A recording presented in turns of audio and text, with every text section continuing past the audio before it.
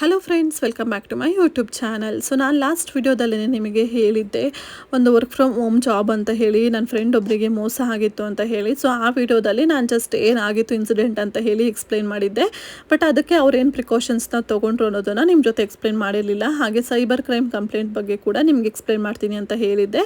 So ಇವತ್ತಿನ ವಿಡಿಯೋದಲ್ಲಿ ಪೂರ್ತಿ ಇದ್ರ ಬಗ್ಗೆ ನಿಮಗೆ ಎಕ್ಸ್ಪ್ಲೈನ್ ಮಾಡ್ತೀನಿ. ಸೊ ವಿಡಿಯೋನ ಎಂಡ್ವರೆಗೂ ನೋಡಿ. ಹಾಗೆ ಇಷ್ಟ ಆದರೆ ಲೈಕ್ ಮಾಡಿ, ಆದಷ್ಟು ಫ್ರೆಂಡ್ಸ್ ಮತ್ತು ಫ್ಯಾಮಿಲಿ ಜೊತೆ ಈ ವಿಡಿಯೋನ ತಪ್ಪದೆ ಶೇರ್ ಮಾಡಿ ಸ್ನೇಹಿತರೆ, ಓಕೆನಾ. ಸೊ ಬನ್ನಿ ಇವತ್ತಿನ ವಿಡಿಯೋ ಕಡೆ ನೋಡೋಣ.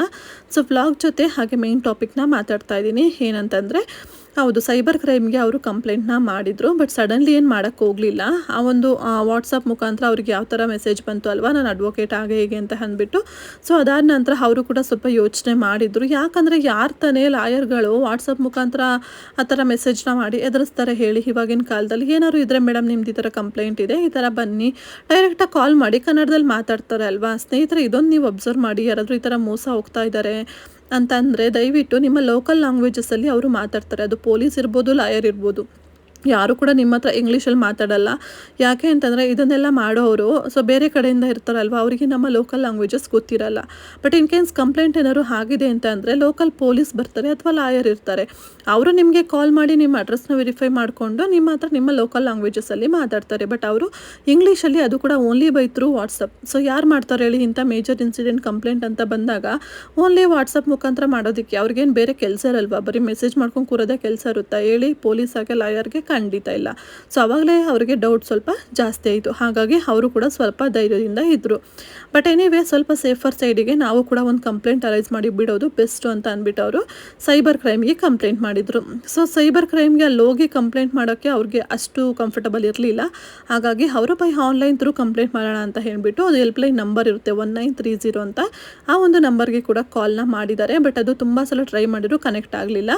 ಹಾಗಾಗಿ ಅವರು ಯೂಟ್ಯೂಬಲ್ಲಿ ವೀಡಿಯೋಸ್ನ ನೋಡಿಕೊಂಡು, ಖಂಡಿತ ನೋಡಿ ಯೂಟ್ಯೂಬ್ ಇರೋದು ಎಷ್ಟು ಜನಕ್ಕೆ ಈ ಥರ ಹೆಲ್ಪ್ ಆಗುತ್ತೆ ಅಂತ ಹೇಳಿ, ಸೊ ಯೂಟ್ಯೂಬ್ ವೀಡಿಯೋಸ್ನ ನೋಡಿದ್ದಾರೆ ಸೈಬರ್ ಕ್ರೈಮ್ಗೆ ಆನ್ಲೈನಲ್ಲಿ ಯಾವ ಥರ ಕಂಪ್ಲೇಂಟ್ ಮಾಡ್ಬೋದು ಅಂತ. ಸೊ ಅವ್ರದ್ದು ಒಂದು ವೆಬ್ಸೈಟ್ ಇರುತ್ತೆ, ನ್ಯಾಷನಲ್ ಸೈಬರ್ ಕ್ರೈಮ್ ಅಂತ ವೆಬ್ಸೈಟ್. ಆ ಒಂದು ವೆಬ್ಸೈಟಲ್ಲಿ ಅವರು ಹೋಗಿ ಕಂಪ್ಲೇಂಟ್ನ ರಿಜಿಸ್ಟರ್ ಮಾಡಿದ್ದಾರೆ.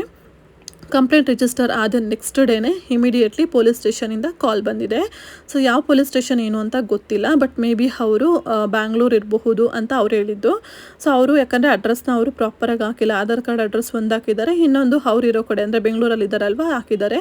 ಹಾಗಾಗಿ ಪೊಲೀಸ್ಗೂ ಕೂಡ ಕನ್ಫ್ಯೂಷನ್ ಆಗಿದೆ. ಅದನ್ನು ಊರಿನ ಪೊಲೀಸ್ ಸ್ಟೇಷನ್ ನಿಯರ್ ಬೈ ಇದಕ್ಕೆ ಟ್ರಾನ್ಸ್ಫರ್ ಮಾಡಬೇಕಾ ಕೇಸ್ನ, ಅಥವಾ ಬೆಂಗಳೂರಲ್ಲೇ ಅದನ್ನು ರಿಜಿಸ್ಟರ್ ಮಾಡ್ಕೋಬೇಕಾ ಅಂತ ಅವ್ರಿಗೂ ಕೂಡ ಅಂದರೆ ಕನ್ಫ್ಯೂಷನ್ ಆಗಿ ಅವರು ಕಾಲ್ ಮಾಡಿದ್ದಾರೆ. ಬಟ್ ಅದು ರಿಯಲ್ ಪೊಲೀಸ್ ಅಂತ ಹೇಗೆ ನಂಬಿಕೆ ಬಂತು ಅಂದರೆ, ಅವ್ರು ಲೋಕಲ್ ಲ್ಯಾಂಗ್ವೇಜ್ ಕನ್ನಡದಲ್ಲೇ ಮಾತಾಡಿದ್ದಾರೆ. ಮೇಡಮ್ ನಿಮ್ಮ ಅಡ್ರೆಸ್ನ ಅಂದರೆ ನೀವು ಕನ್ಫರ್ಮ್ ಮಾಡಿ, ನಾವು ಇದನ್ನು ಎಲ್ಲಿಗೆ, ಯಾವ ಪೊಲೀಸ್ ಸ್ಟೇಷನ್ಗೆ ಕೇಸ್ನ ನಿಮ್ಮದು ಶಿಫ್ಟ್ ಮಾಡಬೇಕು ಅಂತ ಹೇಳಿ ಡಿಸೈಡ್ ಮಾಡಬೇಕು ಅಂತ ಹೇಳಿ.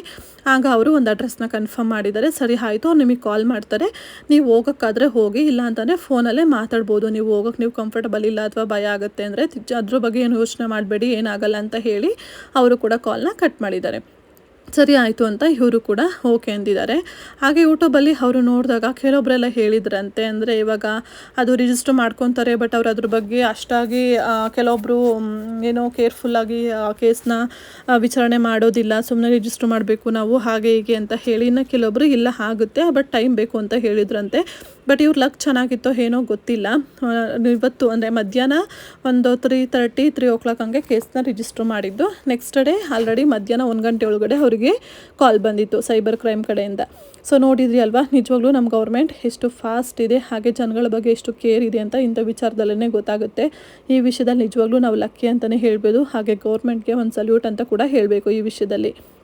ಬಟ್ ಅವ್ರಿಗೆ ಕ್ರೈಮ್ ಬಂದಿದೆ ಇನ್ನು. ಬಟ್ ಆ ಒಂದು ನಂಬರ್ ಏನಿತ್ತು ಅಲ್ವಾ, ಅವರಿಗೆ ಮೆಸೇಜ್ ಮಾಡ್ತಾಯಿದ್ರು ಅಲ್ವಾ 2 ನಂಬರಿಂದ, ಆ ನಂಬರ್ನ ಅವರು ಬ್ಲಾಕ್ ಮಾಡಿದ್ದಾರೆ.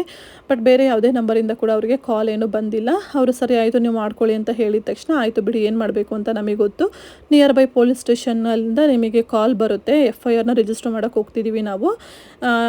ಸೊ ನಾನು ನಿಮ್ಮನ್ನು ಕೋರ್ಟಲ್ಲೇ ಮೀಟ್ ಮಾಡ್ತೀನಿ, will meet you in the court ಅಂತ ಹೇಳಿ ಮೆಸೇಜ್ ಮಾಡಿದ್ದಾರೆ ಆ ಕಡೆಯಿಂದ ಅಡ್ವೊಕೇಟು. ಸೊ ಯಾವ ಅಡ್ವೊಕೇಟ್ ಈ ಥರ ಎಲ್ಲ ಮೆಸೇಜ್ ಮಾಡ್ತಾರೆ ಹೇಳಿ? ಖಂಡಿತ ಇಲ್ಲ. ಸೊ ಅದರಲ್ಲೇ ಗೊತ್ತಾಯಿತು ಅದು ಫೇಕ್ ಅಂತ. ಬಟ್ ಸೇಫರ್ ಸೈಡಿಗೆ ಅಂತ ಹೇಳಿ ಅವರು ಕೇಸನ್ನು ರಿಜಿಸ್ಟರ್ ಮಾಡಿದ್ದಾರೆ ಅಷ್ಟೇ. ಬಟ್ ಇದೇ ಥರನೇ ಸ್ನೇಹಿತರೆ ತುಂಬ ಜನ ಹೆದರ್ಕೊಂಡಿರ್ತೀರ, ಅಯ್ಯೋ ಕೇಸ್ ರಿಜಿಸ್ಟ್ರ್ ಮಾಡಿದರೆ ಏನಾಗ್ಬಿಡುತ್ತೋ ಏನು ಅಂತ ಹೇಳಿ. ಖಂಡಿತ ಏನೂ ಬೇಡ. ಅದರಲ್ಲಿ ನಿಮ್ಮ ಪರ್ಸ್ನಲ್ ಡೀಟೇಲ್ಸ್ನ ಹಾಕಿ ನಿಮಗೆ ಕೇಸ್ ರಿಜಿಸ್ಟ್ರ್ ಮಾಡೋಷ್ಟು ಧೈರ್ಯ ಇದೆ, ಓಕೆ ನೀವು ಅಂತಂದರೆ ಮಾಡ್ಬೋದು. ಇಲ್ಲ ಅಂದರೆ ಅದರಲ್ಲಿ ಇನ್ನೂ ಒಂದು ಆಪ್ಷನ್ ಇದೆ, ಅಂದರೆ ನಿಮ್ಮದು ವಿತೌಟ್ ನೇಮ್ ಏನು ಕೂಡ ರಿವೀಲ್ ಮಾಡ್ದಲೇ ಅವರು ಕೇಸನ್ನು ಒಂದು ಇನ್ವೆಸ್ಟಿಗೇಷನ್ ಮಾಡೋ ಥರ. ಬಟ್ ನೀವು ಅದರಲ್ಲಿ ಪ್ರೂಫ್ ಎಲ್ಲನೂ ಕೂಡ ನೀಟಾಗಿ ಆ್ಯಡ್ ಮಾಡಬೇಕು. ಹಾಗೆಯೇ ಏನಾಗಿದೆ ಕೇಸ್ ಅಂತ ಹೇಳಿ ಸ್ವಲ್ಪ ಅವ್ರಿಗೆ ಎಕ್ಸ್ಪ್ಲೇನ್ ಮಾಡಿ ಅದರಲ್ಲಿ ಬರೀಬೇಕು. ಸೊ ಆವಾಗ ಅವರು ನೀಟಾಗಿ ಅಬ್ಸರ್ವ್ ಮಾಡಿ ನಿಮಗೆ ಕಾಲ್ ಬ್ಯಾಕ್ ಮಾಡ್ತಾರೆ. ದಯವಿಟ್ಟು ಈ ಒಂದು ವಿಚಾರದ ಬಗ್ಗೆ ಆದಷ್ಟು ಕೇರ್ಫುಲ್ಲಾಗಿರಿ. ಆದಷ್ಟು ವರ್ಕ್ ಫ್ರಮ್ ಹೋಮ್ ಅಂತ ಹೇಳಿ ಈ ಥರ ಮೋಸ ಹೋಗಬೇಡಿ ಸ್ನೇಹಿತರೆ. ಇನ್ನು ಕೆಲವೊಂಥರ ವರ್ಕ್ ಫ್ರಮ್ ಹೋಮ್ ಇರ್ತವೆ ಗೊತ್ತಾ. ಆ ಒಂದು ಕಂಪ್ನಿಲಿ 1 ವರ್ಷ 2 ವರ್ಷ ಒಬ್ಬರು ಕ್ಯಾಂಡಿಡೇಟ್ ವರ್ಕ್ ಮಾಡಿರ್ತಾರೆ. ಸೊ ಅವರೇನೋ ಪರ್ಸನಲ್ ರೀಸನಿಂದ ಕಂಪ್ನಿಗೆ ಬರೋಕ್ಕಾಗಲ್ಲ ಅಂತ ಕಂಪ್ನಿ IR ಅಥಾರಿಟಿಯಿಂದ ಅವ್ರು ಪರ್ಮಿಷನ್ ತೊಗೊಂಡು ವರ್ಕ್ ಫ್ರಮ್ ಹೋಮ್ ತೊಗೊಂಡಿರ್ತಾರೆ. ಅದು ಒಂಥರ, ಅದು ಅವ್ರಿಗೆ ಕೇರ್ಫುಲ್ಲಾಗಿ ಗೊತ್ತಿರುತ್ತೆ. ಸೊ ಇದು ಓಕೆ ಅಂತ, ಯಾಕಂದ್ರೆ ಅವ್ರು ಅಷ್ಟು ವರ್ಷ ವರ್ಕ್ ಮಾಡಿರ್ತಾರಲ್ವ, ಅವ್ರಿಗೆ ಪ್ರತಿಯೊಂದು ಆ ವಿಷಯದ ಬಗ್ಗೆ ಐಡಿಯಾ ಇರುತ್ತೆ. ಬಟ್ ನೀವು ಸಡನ್ನಾಗಿ ಏನೂ ಗೊತ್ತಿಲ್ಲದಿರೋರ ಬಗ್ಗೆ ಈ ಥರ ನಿಮ್ಮ ಡಾಕ್ಯುಮೆಂಟ್ಸ್ನ ಕೊಟ್ಟು ರಿಜಿಸ್ಟ್ರ್ ಆಗೋದು, ಈ ಥರ ಎಲ್ಲ ಮೋಸ ಹೋದಾಗ ಮುಂದೆ ಏನಾದರೂ ಒಂದು ಕಷ್ಟ ಅಂತ ಬಂದಾಗ ನೀವು ಯಾರನ್ನು ಕೇಳೋಕೆ ಹೋಗ್ತೀರಾ? ಅವ್ರು ಎಲ್ಲಿದ್ದಾರೆ, ಏನು ಎತ್ತ, ಯಾರು, ಅವ್ರ ಮುಖ ನೀವು ನೋಡಿರಲ್ಲ, ಅಡ್ರೆಸ್ ಎಲ್ಲಿರುತ್ತೆ ಅಂತ ನಿಮಗೆ ಗೊತ್ತಿರೋದಿಲ್ಲ. ಸೊ ಈ ಥರ ಎಲ್ಲ ಆಗಿಬಿಡುತ್ತೆ. ಹಾಗಾಗಿ ದಯವಿಟ್ಟು ಸ್ವಲ್ಪ ಹುಷಾರಾಗಿ ಇರಿ, ಓಕೆನಾ. ಸೊ ಖಂಡಿತ ನಾನು ಶೇರ್ ಮಾಡಿರುವಂತಹ ಎಕ್ಸ್ಪೀರಿಯನ್ಸ್ ರಿಯಲ್ ಆಗಿ ನನ್ನ ಸುತ್ತಮುತ್ತ ಇರುವವ್ರಿಗೆ ನಡೆದಿರುವಂತಹ ವಿಚಾರನ ನಾನು ನೋಡಿರುವಂಥದ್ದು. ಸೊ ಹಾಗಾಗಿ ನಿಮಗೂ ಕೂಡ ಶೇರ್ ಮಾಡಿದ್ದೀನಿ. ದಯವಿಟ್ಟು ತುಂಬ ಸಲ ಈ ವಿಡಿಯೋದಲ್ಲಿ ಹೇಳ್ತಾ ಇದ್ದೀನಿ, ಆದಷ್ಟು ವಿಡಿಯೋನ ಬೇರೆಯವ್ರಿಗೆ ಶೇರ್ ಮಾಡಿ. ಹಾಗೆ ನೀವು ಕೂಡ ಕೇರ್ಫುಲ್ಲಾಗಿ ಇರಿ ಸ್ನೇಹಿತರೆ. ಸೊ ಇನ್ನು ವರ್ಕ್ ಫ್ರಮ್ ಹೋಮ್ ಬೇಡ ಅಂತ ಅಂದರೆ ದಯವಿಟ್ಟು ನೀವೇನಾದ್ರು ಕೋರ್ಸ್ಗಳನ್ನ ಮಾಡಿಕೊಂಡು ಏನಾದ್ರು ಒಂದು ವರ್ಕ್ ಫ್ರಮ್ ಆಫೀಸ್ ಜಾಬ್ ಥರ ಮಾಡಿ. ಇಲ್ಲ ನಿಮಗೆ ಮನೇಲಿ ನಮ್ಗೆ ಆ ಥರ ಫೆಸಿಲಿಟಿ ಇಲ್ಲ ಅಂತಂದರೆ ಬೇರೆ ಏನಾದ್ರು ಸ್ಮಾಲ್ ಬಿಸ್ನೆಸ್ ಮಾಡೋ ಥರ ಇದ್ದರೆ ಮಾಡಿ. ಇವಾಗೆಲ್ಲ ತುಂಬ ಜನ ಸ್ಮಾಲ್ ಬಿಸ್ನೆಸ್ ಎಲ್ಲ ಮಾಡ್ತಾಯಿದ್ದಾರೆ, ಮನೆಯಿಂದ ಸೀರೆ ವ್ಯಾಪಾರ ಮಾಡುವಂಥದ್ದು, ಇಲ್ಲ ಏನಾದ್ರು ಒಂದು ಕ್ರಾಚೆಟ್ಸ್ಗಳನ್ನ ಮಾಡಿ ಸೇಲ್ ಮಾಡುವಂಥದ್ದು, ಅಥವಾ ಕ್ಲಿಪ್ಸ್ಗಳು, ಅಸೆಸರೀಸು, ಈ ಥರ ಎಷ್ಟೊಂದು ಅಪಾರ್ಚುನಿಟೀಸ್ ಇರುತ್ತೆ. ದಯವಿಟ್ಟು ಆ ಥರದ್ರಲ್ಲಿ ಟ್ರೈ ಮಾಡಿ. ಬಟ್ ಅದರಲ್ಲಿ ನಿಮಗೆ ರಿಸಲ್ಟು ಲೇಟ್ ಇರಬಹುದು, ಬಟ್ ರಿಸಲ್ಟ್ ಸಿಕ್ಕೇ ಸಿಗುತ್ತೆ. ಬಟ್ ಇದರಲ್ಲಿ ತುಂಬ ಬೇಗ ನಾವು ಏನು ಸ್ಟೆಪ್ಸ್ ಒಂದೊಂದೇ ಹೆಜ್ಜೆ ಇಡೋದನ್ನು 10 ಹೆಜ್ಜೆ ಇಡೋಣ ಅಂತ ಹೋದರೆ ಏನಾಗುತ್ತೆ, ಪಕ್ಕ ಬೀಳ್ತೀವಿ, ಹೇಟಾಗುತ್ತಲ್ವ.